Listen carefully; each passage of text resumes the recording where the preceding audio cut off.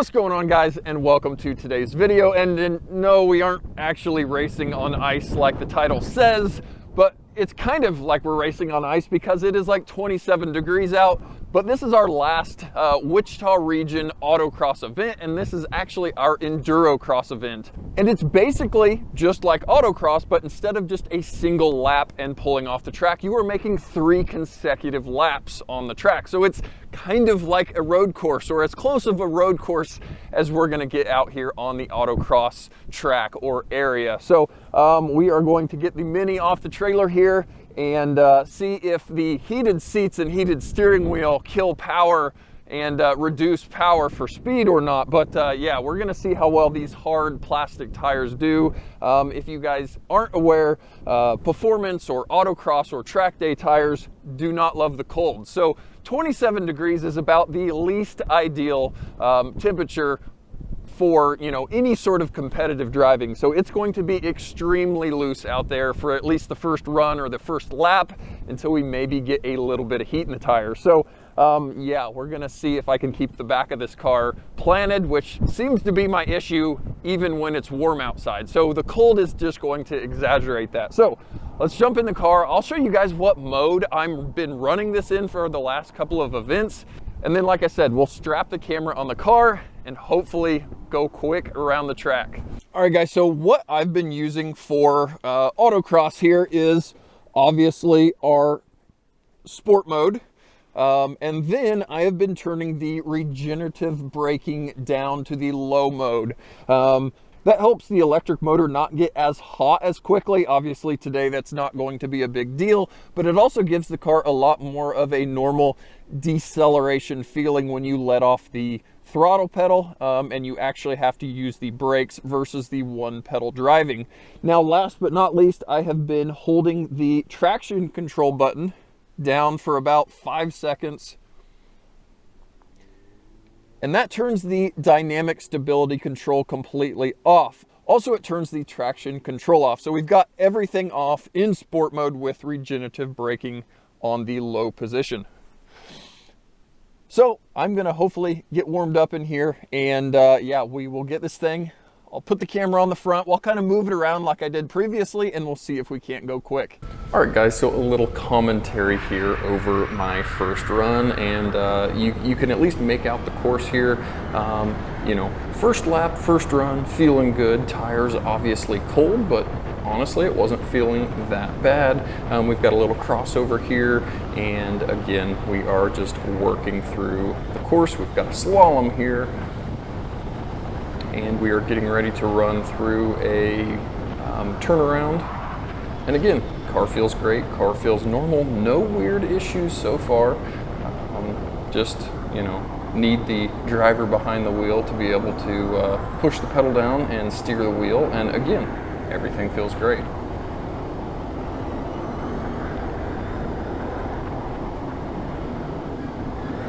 We are getting ready to come up to the end of our first lap and the, again, opposite end for the turnaround. We are going through that and getting back on the throttle. And as I was driving through this slalom section, I'm going, man, this car has a ton of grip. Wow, this really feels different than the first time.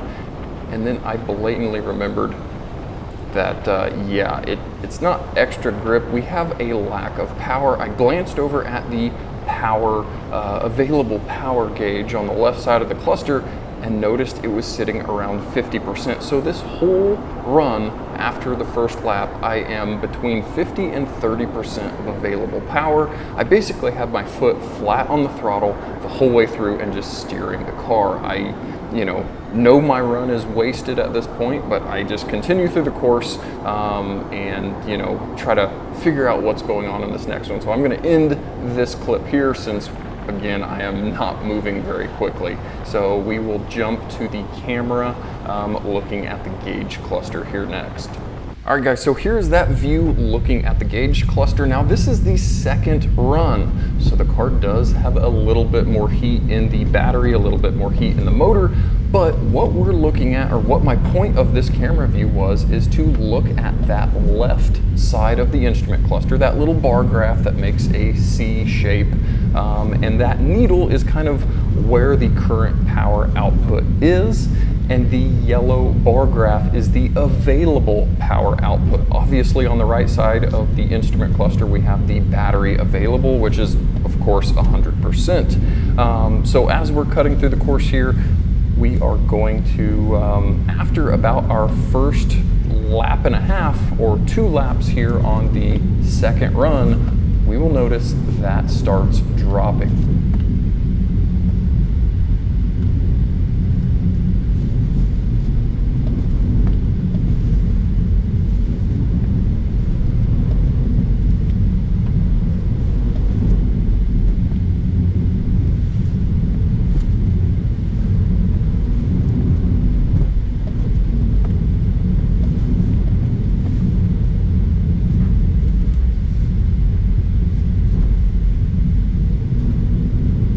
All right guys, here we are on the turnaround on our second lap, and we are dropping available power output like crazy. What are we at? 75% right here, and the car is noticeably slower. We are dropping even lower. We're almost down to 50% available power output. Again, our battery on the other side is still looking good, but again, through the turnaround, when I'm coasting or not on throttle as much, that available power creeps back up. You get back on throttle, heavy throttle, and it drops back down, and the car very, very noticeably feels more sluggish. And again, it just gets worse as this run goes on. This run, the second run, it never really dropped below the 50%. But again, it seems very weird on a sweeping turnaround like we just did. We go right back up to 100%, and then once we're back on throttle, like we see, we are dropping available power very quickly, and the car again suffers. Your acceleration suffers. Nothing else, you know, is bad. It still brakes, it still handles, but you just don't have any acceleration. Well guys, this is not going well with the Mini. Now it is super cold outside, but I don't really know what the issue is. So the first run I made about 1 lap out of the 3 consecutive laps, and after that first lap the vehicle went into low power mode. The graph on the left hand of the instrument cluster, you know, was not at its 100%. It was down at 50, and I even saw it down at 30%. You know, noticed kind of midway through the run going, man, why does this thing feel so slow? And then looked down and noticed. So I put the camera looking at the instrument cluster for my second run. So I'll kind of add that in. It did the exact same thing again on the second run, but I think it lasted longer than it did the first run. So I don't know, do I have a heat issue? Is the battery or engine heating up too quickly, or heating up after just a single run causing it to reduce power? I can't imagine it's getting that hot in 3 little laps when it's, you know, it's now supposedly 40 degrees outside.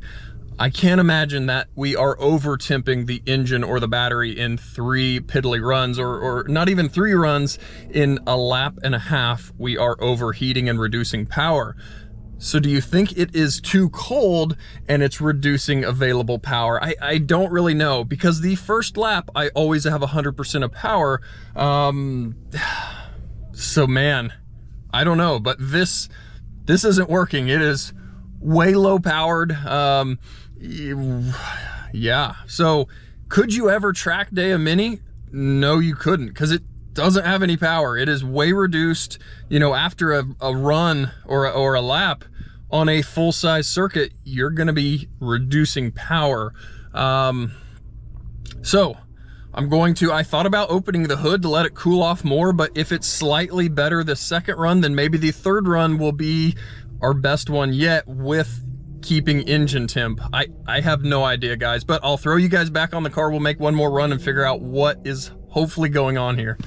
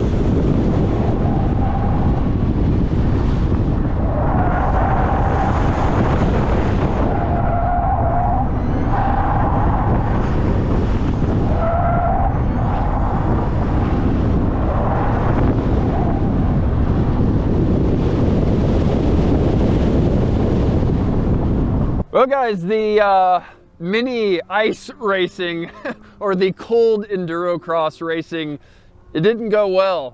What a weird deal, but I think I've kind of figured out what the issue was. So the first run, I had about one of the 3 laps that the car had full power. On the second lap, it reduced power. On the third lap, it was reduced even more.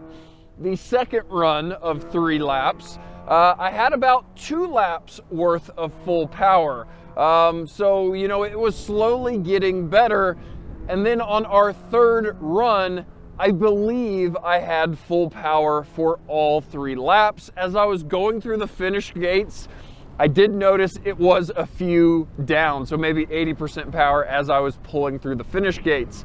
Now, what I believe was going on, the fact it is so darn cold outside, and the Mini does not have a heated battery, or cooled for that matter.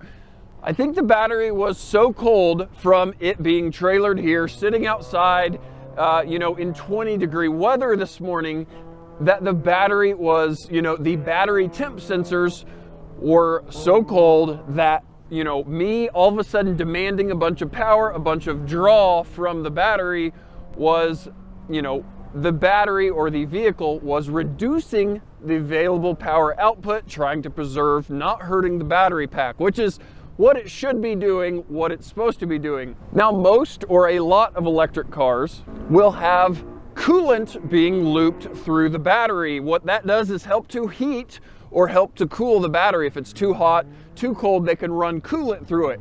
The Mini obviously does not. I believe the engines or the electric motors are cooled and or heated with coolant, but again, the battery pack is not. So there's no way for this vehicle to heat itself up or heat the battery up if it needs to. And in this case, it definitely needed to, because as we progressed throughout the day, we got longer and longer with full power.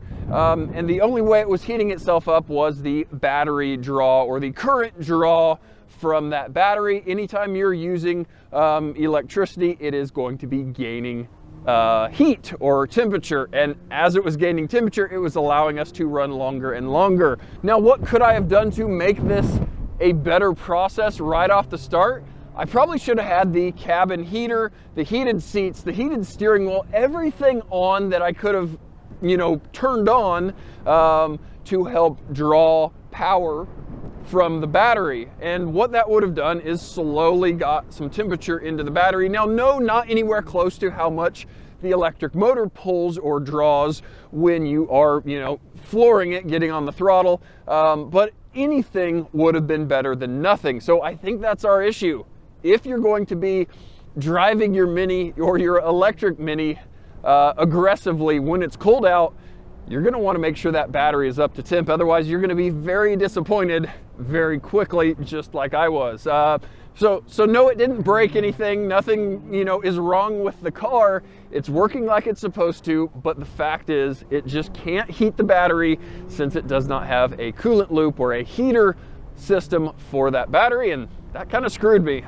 We got one good run, our third run, and we are still about 8 seconds down from the red Civic that we were kind of battling with in that last autocross video with the Mini. So, you know, only getting one solid run to actually have full power with the car, that's going to kind of hurt you when you can't, you know, run all 3 runs. So definitely a learning curve or a learning day. Now, no, normally in Kansas, we are not autocrossing or enduro crossing in 20, 30, 40 degrees, but today we were, and it just did not work out for the Mini SE. So guys, like I said, this was our last event, last autocross slash enduro cross for the Wichita region. So I get to put the autocross tires away in the house and until next season, but we'll still be out playing with the Mini. I still want to do my appearance mods that I've been talking about every time I get this thing out. But yeah, I just wanted to bring you guys along on kind of a special event, and any of you Mini SE owners now know of this kind of weird issue, or not issue, it's a programming thing, but the batteries are cold and they don't want to move. They don't want to go fast. So just like us, when it's cold, we don't want to be outside running around. The Mini doesn't want to be running around either, guys. So I'm going to get this thing home. I'm going to get it back on the charger for the wife so she can get to work Monday morning. And until next time, guys, thank you so much for watching, and I'll catch you guys next time.